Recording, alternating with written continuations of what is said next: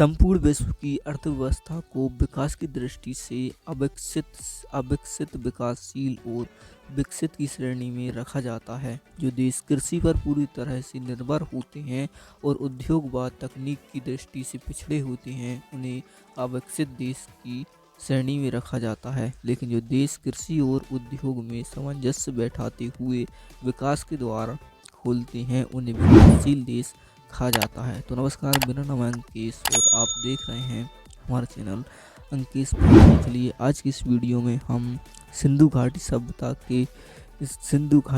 की कृषि का इतिहास और वैदिक काल और वैदिकोत्तर काल में कृषि किस प्रकार से हुआ करती थी उसके बारे में जानते हैं। चलिए, सिंधु घाटी सभ्यता में कृषि का इतिहास। भारतीय उपमहाद्वीप में 9000 ईसा पूर्व काल में है मेहरगढ़ में इस प्रकार के प्रमाण मिले हैं जो गेहूं और कपास की खेती के प्रमाण माने जाते हैं।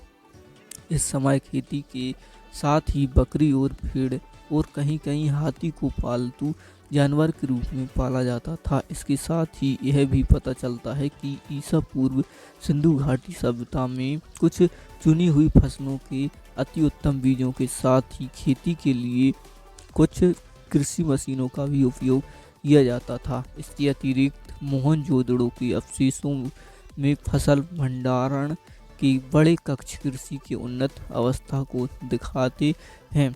5वीं शताब्दी ईसा पूर्व इस प्रकार के प्रमाण मिले हैं जो यह बताते हैं कि कृषि करने वाले समूह भारत में उत्तर की ओर कश्मीर की ओर बढ़ जाते हैं। इस समय तक आते हुए उन्नत किस्म की कपास, जिसे सफ़ेद सोना के नाम से जाना जाता था, का विकास हो चुका था। इसी के साथ सिंधु घाटी सभ्यता में कपास एक उद्योग के रूप में पूरी तरह से विकसित हो चुका था।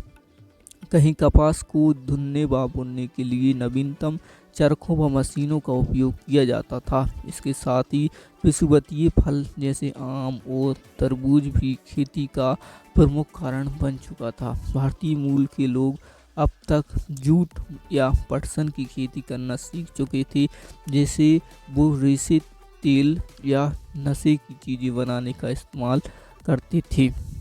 कुछ किसान